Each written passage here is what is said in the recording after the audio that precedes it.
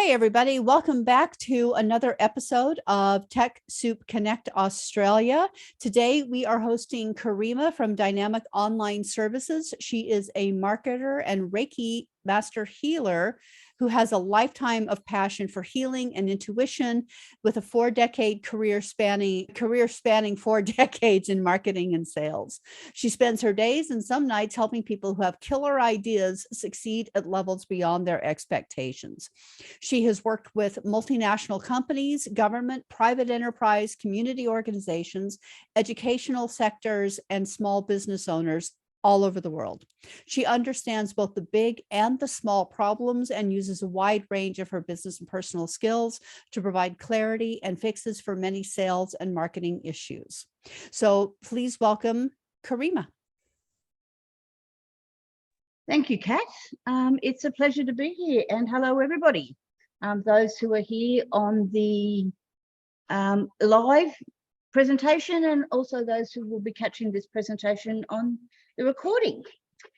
So as Kat mentioned, I've been working in sales and marketing since the disgusting time of the 1980s, early 1980s, when I started out selling Avon door to door. And I've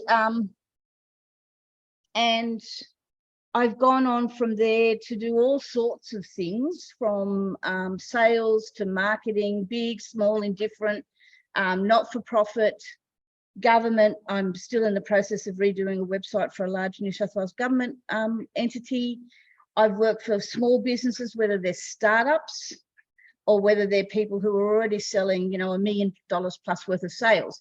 And what I've done through all of that is I've found that you can be all over the internet and you can have, you can say, so what do I do about my marketing? And you'll get thrown all sorts of general, I'll find your target clients and, create content for them and go to Facebook and go to Google Ads and blah, blah, blah, blah, blah, and blah. And I'm capable of saying as many of those things as well. But what I found was the missing link was that nobody knew how to assess what they were doing and have a really analytical approach to assessing it and working out what was working and what wasn't working and how to test and how not to test and then how to tweak. In my opinion, the importance of your marketing is not what you do at the very beginning, but what you do over the life cycle of your business. And I'm using business in a very generic way. It can be a business that's a not-for-profit. It can be a business that's a government organization. It can be someone selling products. It can be a coach. It can be the whole gamut of things. And so I've specialized over the last 2 years in helping businesses, again, in inverted commas, go in and work out what they're doing, exactly what they're doing with a very, very analytical approach. And this PDF, which you'll have access to after the meeting, you'll get access to this PDF, has some links to some documents I've done up in Google Slides Google Sheets, I should say, that actually give you some worksheets to allow you to go in and fill it out. So you can customize what I'm saying here today to your situation. So, why do you want to supercharge your marketing? Why do you want to do marketing in the first place? Well, firstly, you want to do marketing because you've invested all those thousands of dollars on, whoops, it wouldn't go down. There we are. You've invested thousands of dollars on online assets, on thinking about products and services to sell, about talking to coaches, doing course after course after course, being on Facebook groups. You launch your business, and again, I'm saying business in a very generic way, and you hear crickets. So what went wrong? How do you test that marketing, and how do you test whether what is working or isn't working? And more importantly, what do you do about what you find when you've done that? So we're going to look today at the critical elements that cause the success or failure of online businesses, because if your marketing's not working, then your business is not going to succeed. And it's relevant to anyone that's starting up and doesn't yet have all those online assets, to those who are already doing, $1 million. I've not worked with anyone that's done millions. I'm not in the 7-figure world yet, but this is applicable. This chat is applicable to anybody, because it looks at going in and looking at your assets.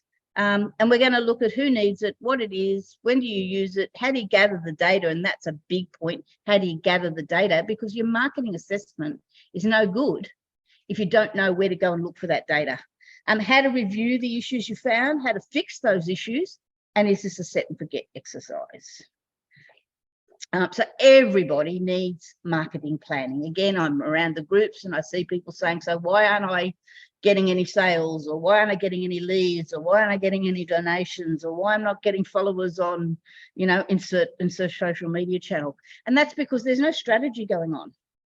People they throw a lot of stuff out there and they don't know what's working, and they don't know what isn't working, and they don't know why it's not working. They haven't sat back and said, okay, who is my ideal client?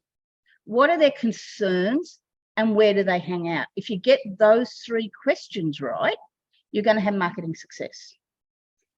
And without this plan or this strategy and an ability to review this plan and strategy and assess it, you're never going to know what's working, what's not working, what you should be doing, what you shouldn't be doing. And you're just going to keep throwing stuff out there and wondering why you're in a mess. If you don't have a clear starting point, you're never going to know if your marketing is working, and more importantly, what parts of it you need to be fixing. What is working, so you keep doing that? What isn't working, so you don't do that? You know, it's a shame when I see people who've got amazing websites, they're doing amazing things on social media, you know, emails, the whole gamut, and then they're not getting sales or leads, or in the case of the NFPs, donations, or even awareness. Awareness is another big area. So when do you use this document or this system I built? You use it ideally before you start, when you're designing your website, when you're branding, when you're setting up and posting to social media, when you're setting up EDM, electronic mail sort of flows through whatever system you want to use that for. Before, and then you go back, and then about every 3 months, or maybe even more often. So I'll tend to go back, if I've redesigned someone's marketing in a big way, I'll go back within a week or 2 weeks and do this exercise and have a look and say, so what worked, what didn't work? So it's a constant process. It's not a do it, forget it, walk away from it and never ever go back to it. You're going to learn so much by doing this. And if you haven't done this before you started, that's okay. There is never too late a time to start it. So again, some of the big organizations I've worked with, some of the big e-commerce places I've worked with, I've gone in and I've done this from scratch. You know, I've worked out what their website looks like. Is it got CRO on it? What's their branding look like? And interesting, you'll find there's one I did an audit on yesterday. Like, the name of the business was 3 different names across all sorts of different places. And I said, how'd you get to that? She said, oh, we sort of had one name, and then we changed it to another name, and then we forgot that we'd done that on Twitter, and then we had so that's also why a business that's already a business, an organization, and not for profit that's already out there needs to do this from scratch, because you'll be surprised what you come up with, and you'll forget that you had a Twitter account and you called it the ABC Club instead of ABC Club, or the ABC Club at Newcastle, or wherever. And that's important for your social media. Not your social media, I apologize, is your SEO. SEO is very title specific. And the metrics that you're going to assess when you do this, they'll tell you the story of success or failure, and they'll usually tell you what to fix. So what does it look like? A good marketing strategy or audit's broken down into various sections and covers the following. You start with a client detail summary, and I'm not going to go into these links because you can these will be live on the PDF.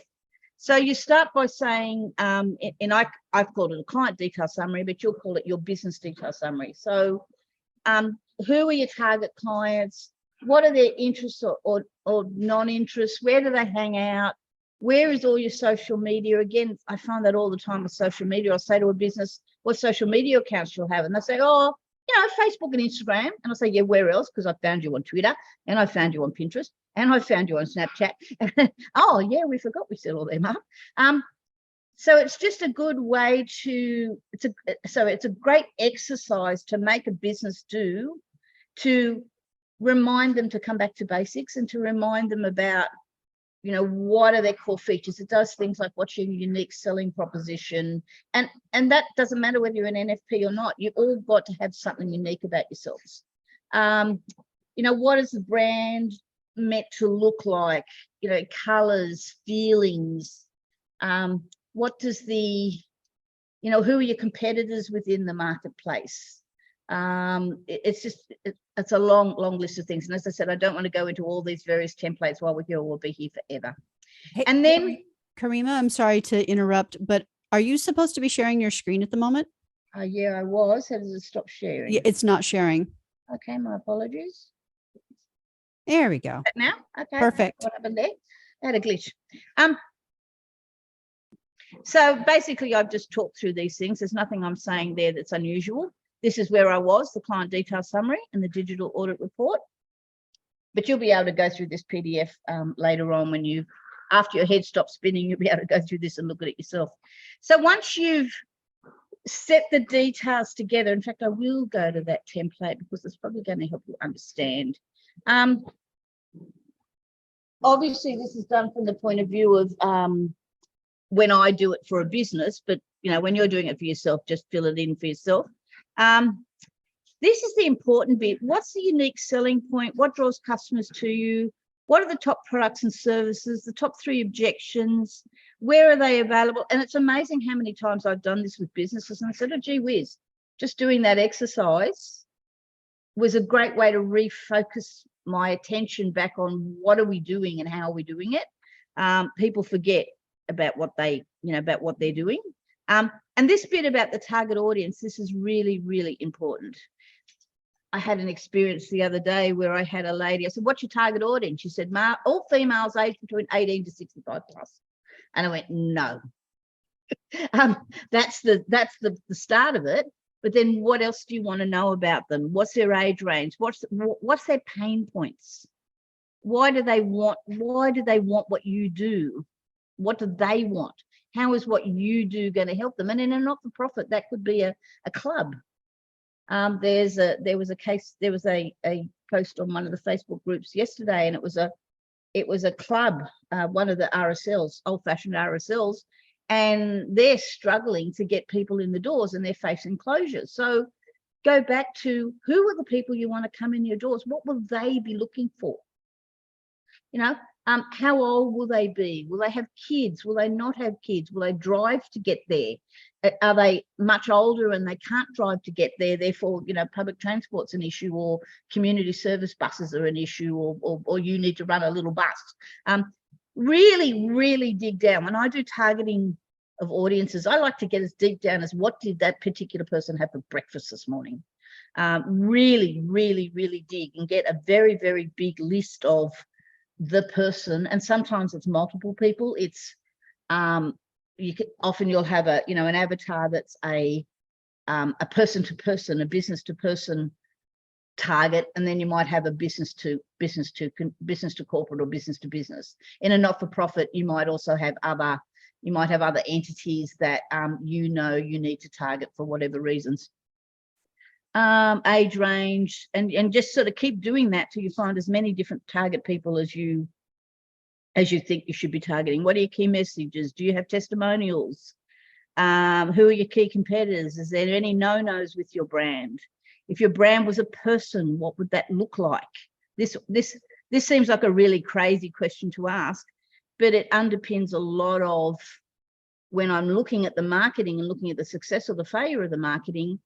Someone might say, well, my target client is a female, 45 plus, into holistic healing. And I'll look at the website and say, you know what, this website's far too masculine. Any lead magnets, brand guidance, let me get down to the bottom. So once you've done that and you've focused your mind back on, you know, what does my core business look like, then you need to start the digital audit report. And I am definitely not going through this bit by bit because it's huge. So this is the one that I would encourage you to use. This is the one that's going to allow you to find out what your metrics are. What are your emails doing? What's your websites doing? Go into Google Analytics and find out. The Google Analytics bit I'll just go to. So this initial stuff, the target audiences, the branding, that's just coming off that document that we just saw. That's coming off the document we just saw. Go into your website. have a really good hard look at your website, even if it was only put together yesterday. Is it well set up? Are the apps appropriate and on access? Is it clear and easy to navigate? You want to answer all of these questions. And these are the sort of points that we know will make a good website. So this is called conversion rate optimization. It means when you drive people to your website, you won't just drive them there and have them do nothing. You will drive them there and they will then convert, whatever that looks like for your business. Does that mean donations? Does that mean signing up to an email list? Does that mean buying a product? Does that mean coming, booking with you? Does that mean coming and visiting your business? Whatever that looks like, there's a variety of things there. And then mobile optimization, that's becoming more and more important every day, because we know from Google Analytics and from the analytics we get off websites that increasingly now more and more people are looking at websites on mobiles and somewhat on tablets, but it's more mobile. So I'll see fantastic looking websites, and now I can pick the ones that are going to be problematic on mobile, because I'll go in and look at it on mobile, either on my mobile device or on an emulator I can do on here. And it's like, why would people stay there? They can't, your writing's all over the place. The flow doesn't make sense. You've got to scroll down through 50 million pages to get to anything important. So this is critical. And then you do things like website speed tests, less important in the not-for-profit sector, very, very important in e-commerce. And there's, various ways to do tests. SEO, big thing for not-for-profits. How do you rate on SEO? So when I'm doing these, I run it through an SEO piece of software that I've got. There's plenty out there, some free ones out there. Look at the title length, look at the description, look at the content size, look at H1 and H2 tags, work out what the keywords are. Then you go and do some searches to actually think, well, what would people who are wanting to find us, what would they be searching for? And see how you come up. Often not very well. And then go into Google Analytics. You must have Google Analytics connected to your website. Must. Who are the total users? How many users per month? How many per week? What are the bounce rates? In other words, are they getting to the account and and not even letting the homepage load, or the page you've sent them to load and then bouncing? So they're effectively not seeing your website. What countries visited the site? What cities did they come from? If you're a not-for-profit and your target audience is only in New South Wales, you don't need a whole lot of visitors from Victoria or, India or Pakistan. I saw a New South Wales government website recently, and the bulk of their traffic was from overseas. Great. They don't provide any services overseas. What languages are they using? Where are they coming from? Landing and exit pages, a whole lot of stuff. So then you want to look at how are your current marketing practices. What sort of ways are you marketing? What sort of results are you getting? And this is the website analytics. Particularly, depends on what platform your website's on. So I'm not going to go into that in detail. Are you running paid ads? What are some of the results look like on those? These are the numbers. These are the bottom line numbers. And I know it's tedious to look at these numbers, but these numbers are going to tell you the story. Look at all your social media accounts, get all those numbers. Once you've done this exercise, it informs you a huge amount more about what impact you are having with what you're doing. Again, I'm not going to go into all of these. There's too much here. So this often ends up at about a 40 or 50 page document. Email caption nurturing. Then the important bit. So you go through all of this bit, Google searches, finding, and then you go through the important bit, which is you fill it out as we've just gone through here. Lost my page here. Then how do you assess? So when you go to that document we were just on, you then go back to what you've found in the investigation phase, and you answer these questions for each part of it. So target audiences, these are the questions you need to come up with the answers to. And if you can't come up with those answers from what you've been seeing and what you're presenting out there, then you've got a problem, right? Branding, is the business branding, doesn't offer a unified, consistent look? What are the products and services? Because if you can't answer this with your own assets, then the people you're marketing to will not be getting a clear understanding of what it is you're doing. The website analysis. So you answer all these questions, and once you answer those, and sometimes the answer is, look, it looks fantastic, it looks great, it's working, terrific. At least you know. But you'll find in each one of these, one or two will come up or more will come up, and it'll give you a place to supercharge your marketing, to refine what you're doing. And again, I'm not going into all of these. Then you come to the final bit, and that is, what do you do about any of it? Do you just look at it, throw your hands up in the air and go, oh my God, too hard, I have no understanding what all this is? Or do you work out ways to fix the individual problems you've found up here in the findings? So take one problem, fix it. Take another problem, fix it. Try not to fix too many things at once, because then you're not going to know what's working and what's not working. And recommendations. So back to here. The findings, these are the questions to answer. It will help you define what you've found from the collected information, go through what you've documented and answer the questions asked. How do you fix any issues? Well, that depends on the level of expertise you've got within your organization. If you've got someone in your organization that really does know about SEO and does know about Google Analytics, then obviously go to those people. If you don't, then that's when you need to go outside of your organization. But when you go outside of your organization after having done this exercise, you're going to end up finding the right contractor or person to fix the problem, and you're going to be able to give them clear guidelines about what the problem is. You know, I'll often get people come to me and they say, look, my marketing's not working. Okay, so which part of it? I don't know. But I say, okay, we need to do an audit first. You know, you can do a lot of things yourself. You can make your branding more consistent. You can drill down on your target audience. You can look at what your Google keywords are. You can fix technical issues on your website. So who is it that you go to after this process? Well, I can't answer that without knowing what you found. But it will give you a much clearer understanding of who it is you need. You don't need to go get someone to fix your marketing.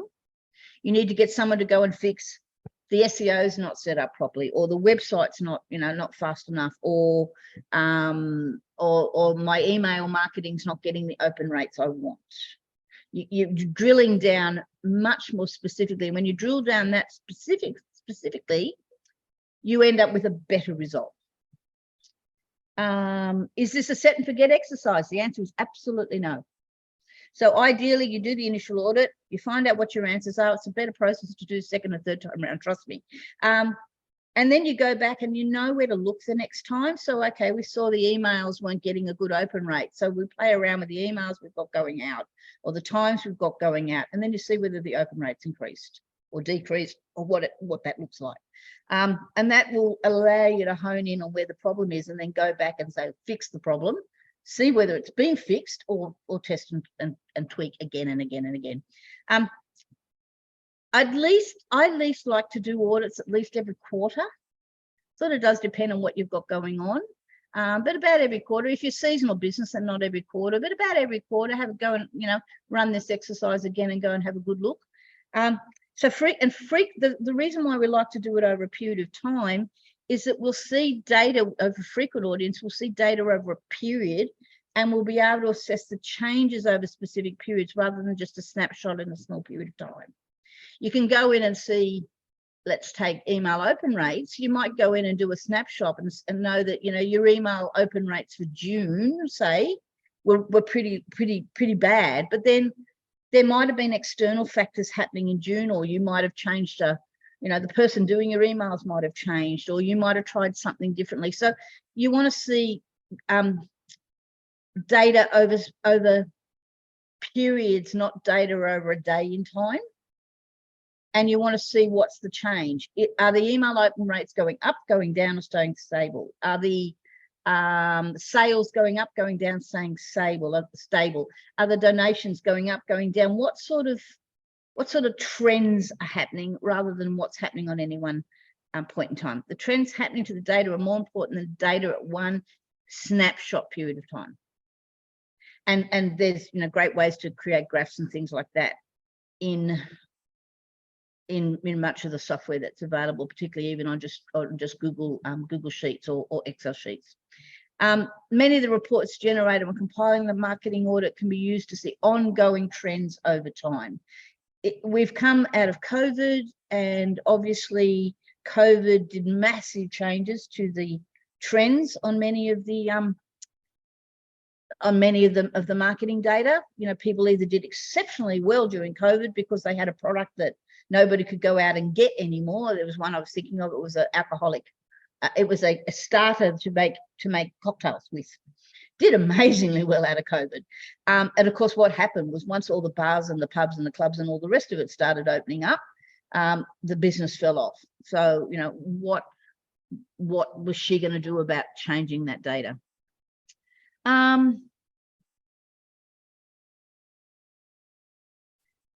So set and forget, no. So I think that sort of covers the basis. I've gone through this pretty fast, and I do apologise for that. But what questions and answers might people have about what's been expressed here? Kat, are you there? Yep, I am here. Yeah, so just because it's a small group, feel free to unmute yourself and ask any questions.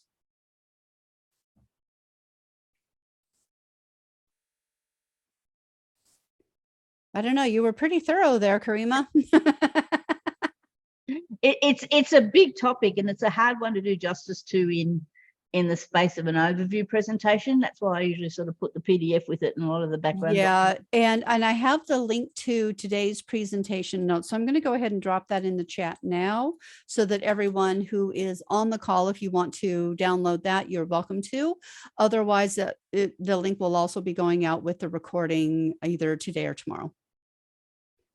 So what I'm curious about, because this is a presentation more for not-for-profits, what is it that the not-for-profit sector is grappling with right at the moment?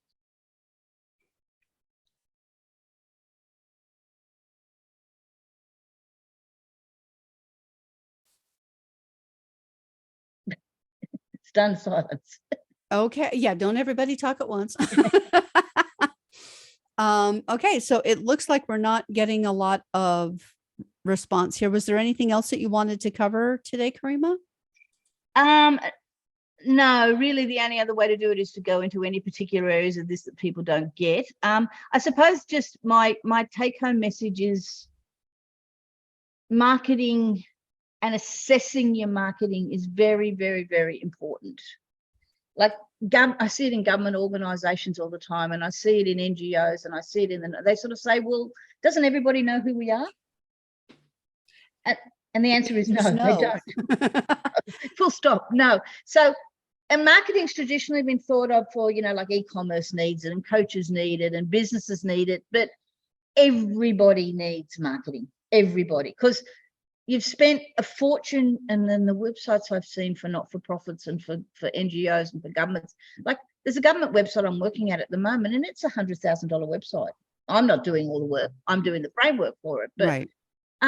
These are huge amounts of money invested. Well, and that's the thing, is it seems like so many organizations will invest tons to get it up and running and then don't think to maintain it or to check in to make sure if anything's working or if it could be working better. They do what you said. It's like a set and forget, and it's really a very living, dynamic thing. It's amazing how many times I've gone into a website, and like there was just one the other day, and it happened to be for a conveyancer I'm using at the moment of all things. And I said to her when I went and saw her, I said, do you realize all your social media links at the bottom of your website go to facebook.com, not your Facebook page? She said, oh, no. It's amazing how many people I see things when I'm going through their websites and say, this isn't working, because it's a fresh set of eyes too. Yeah. It's often about, well, I don't get what you're trying to say here. I got a question. Yep. Yes, Rhett. So for a nonprofit website, what do you think the key components are that people want to see on that website? Great That's a good question. question. Thanks for that. People want to see on a website what people want to see on any website, whether it's a non-profit or whether it's a government or whether it's a business. It's what's in it for me, the reader. How does your website fix my problem? Now, what is that problem? That's the key you've got to ask. In the non-profit sector, a lot of it is very altruistic. It's, I'm well off. I am upset by the, starving children in Africa, or by the fact that bushfires just decimated a town in, name a state in suburb in New South Wales and Victoria. So people want to see from, even on the not-for-profit websites, they want to see, they want the website to talk to them and their issues, not what you do. So all the time I see on websites, I see a lot of time taken up with, here's what we do and here's why we do it. And like, as a reader, I'm going, bah humbug, who cares? It's a what's in it for me, the reader. So what am I going to benefit from by having given you my time looking at your website?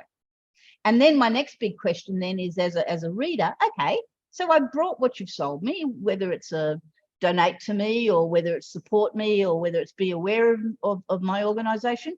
What do you want me to do now? Or do you want me to just read it and go away and never connect? Do you want me to connect with you on social media? Do you want me to donate? What would you like from me? And be really specific about what you want from them. Does that make sense, Red? Yeah. So you want them to donate, you want them to sign up and be a member, so they can get newsletters and stuff, to see that we're actually doing what we're doing, right? So say that last bit again. I think so. You need to. We want them to like sign up for a newsletter so they can see that we actually are doing what we say. What their donation actually did something, right? Yeah. When they, on a not-for-profit, when they're signing up for a newsletter, it's usually about signing up for more information, as you say, about what you're doing. How, particularly if they've donated, critical to the donation is, okay, so I gave you $10 or $100 or $5,000. Please prove to me what you did with that. Yes. Yeah, exactly. That's very important, right? Oh, absolutely critical. Because if we have an 80-20 rule, and that says 80% of your business comes from 20% of your customers. And that 20% of the people that have already interacted with you, they've given you information in the not-for-profit sector, they've given you a donation. And so you want them to give you another donation. And to do that, you need to build trust with them. And that's what newsletters or EDMs will do. It'll build trust about who you are and what you're doing and what's coming up. And even on a not-for-profit, if I've got a donation being made, I would actually send a personal email back to them, not a blast. Thank you very much for your donation, and here's how what you've done today will assist us. It will assist us to A, B, C, D, and E.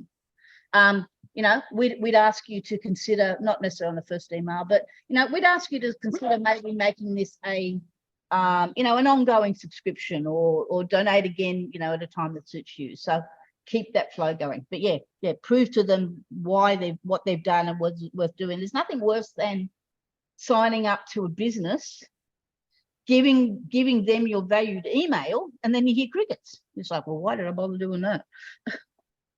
Yeah. So do you think that the frequency to push data to them might be like quarterly or semi-annual, or to not bother them? You know what I'm saying? Well, when we do EDM flows now, we're not just doing a newsletter flow.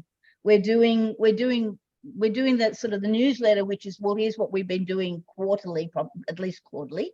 That's sort of the organizational status. Then you've got various other EDMs we do now, which is, they're more personalized. So in the case of a not-for-profit, as I said that one a minute ago with the donation, they would get, that person gave a donation, they would get an email back thanking them for the donation. And that's going to be the frequency, whatever that needs to be. If what you're doing in a not-for-profit is seasonal, then it's going to reflect around the seasonality.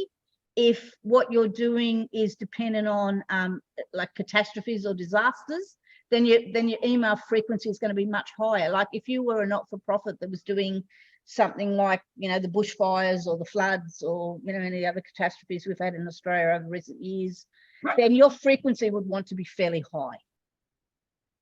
Okay, I got you. All right. And do you think it's you'll know. So here's back to the presentation. When you send out emails, what I'm saying is when you do this marketing audit, if you've been sending out, you've changed your frequency, then go into your EDM metrics and find out what the consequences of that were. You'll soon know whether you're sending out too many emails, because you'll get an unsubscribe rate that peaks, that gets higher.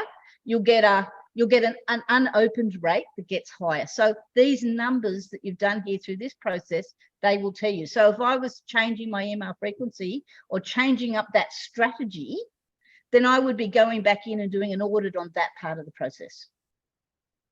okay, good. Yeah. So test. Do something, test, verify what's going on, make sure you get that stuff. Yeah, absolutely. Test, and then tweak. Yeah. Okay. Well, thank you. Thank you very much. That was great. Pleasure. I think I'd maybe have a plan to go along with that, because, sorry, just jump in there, but it just seems to me like a whole lot of people are randomly posting on social media or randomly sending out emails with hope, and it's basically like hope marketing, because they're hoping that it's going to work and make a connection, and they don't have any kind of rhyme, reason, structure, plan to it. So one of the things that I personally like to do is at the beginning of the year and the beginning of the quarter, I'll do like and the beginning of each month, I'll do like a structured plan of what I want to accomplish for that particular time frame, whether it's the overall year, the quarter, the month. I'll do a 6-month review that's coming up in July to see how I did over the first part of the year. And then I do another review at the end of the year to see how we did overall. Yep. So it creates a sense of continuity and structure, which is one of the things that will make your potential clients, donors, whatever, feel safe working with your organization. That makes it feel like they know that you know what you're doing and that they can trust working with you. Absolutely. I mean, I talked in this presentation about marketing strategy on a broader sense, but within that, there's your email strategy, there's your blog strategy, there's your social media strategy, there's strategies at various levels. Exactly. And like this whole, let's throw everything at the wall and see what sticks sort of approach is like, oh, great, have fun with that. Because you're just going to drive yourself silly, and you're not going to know what's working and why it's working, and you're not going to be able to assess what should I be doing next. Yeah, absolutely. Yeah, exactly. 100%.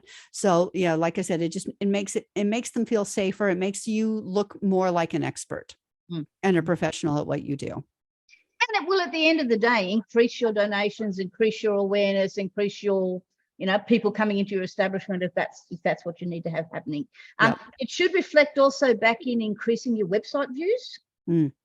Because that's the whole aim at the end of the day. The aim of social media is not to have likes or engagement on social media, but to have people go from your social media to look at your website, right, and then do whatever it is you want them to do on your website, whether that's a donation or a awareness of what you're doing, or or actually come and I'm thinking in terms of the sort of the RSL clubs and the bowling clubs and that sort of thing.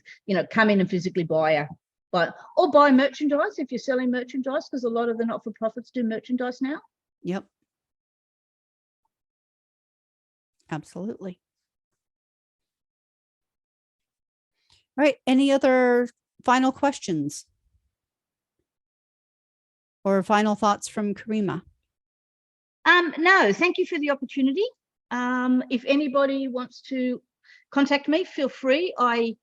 I am not the sort of person that will hit you up to sell you something, because that's just not the way I operate. If you happen to be an NGO or anyone that's connected through this, if you want me to do a free mini audit, not this horrendous thing we've looked at here, this costs money, but if you want me to do a free mini audit, or you want to just pick my brains over, small bits of stuff, want me to look at your website and see what I think about CRO, by all means, contact me. The contacts are at the end of the PDF. I was going to say, can you put that slide up again just for the recording? Am I still screen sharing or not? No, you're not. There we There are. we go. Perfect. All right. So if you want to take a screenshot of that, that is where to reach Kareema and follow up with her and her very generous offer for a mini micro site review, which I think I might want to take you up on, actually.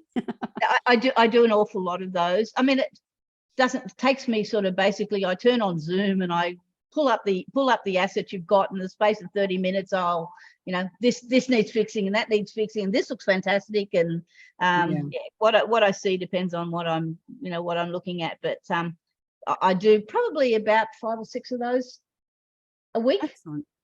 And they're no obligation, no charge. I'm lucky to be at the age I am where I just give back to people, and some of it turns into work and some of it doesn't. And quite frankly, that's fine. Yeah, exactly. Okay. If you want to stop sharing. Thank you so much. And I just want to thank Kareema again for coming and sharing her amazing expertise with us. This was so much information in such a short period of time. I don't know about you, but my brain is reeling just a little bit. But it was amazing. Now, our next presentation is going to be on the 21st of June, same time. And it's actually kind of a follow-on. It's how to leverage your email list for success. So it's about really tapping into utilizing that email list and making it work for you. That's going to be presented by Stacy Braga, who is an amazing copywriter and email professional. So I put the link in the chat. That'll also be going out with the recording. And as always, it is on the TechSoup Australia website. So on behalf of TechSoup Connect Australia, I'm Kat Milner, the Chief Tech Ninja for Create Your Change. It has been my pleasure to host this event, and we look forward to seeing you soon.